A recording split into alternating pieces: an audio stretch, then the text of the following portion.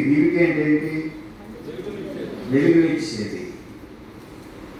Deborah అంటే తేనెటీగ, లప్పిదోతు అంటే దివిటి.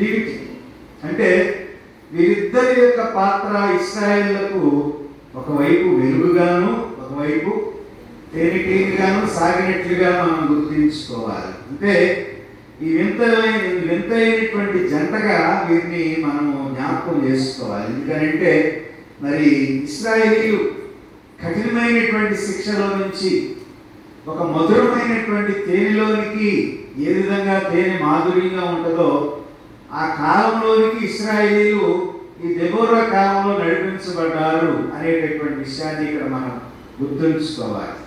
భర్తగా మరి లప్పిదోతు ఒక దివిటీగా మరి తన భార్యకు తోడుగా ఉంటూ ఇశ్రాయేలును నడిపించడానికి తను కూడా ఒక వారధిగా నడిపించబడేటటువంటి స్థితిని పరిశుద్ధాత్మ దేవుడు వీరికి సహాయం చేశాడు అనేటటువంటి విషయాన్ని ఇక్కడ మనము జ్ఞాపకము చేసుకోవలసినటువంటి వారమై ఉన్నాం.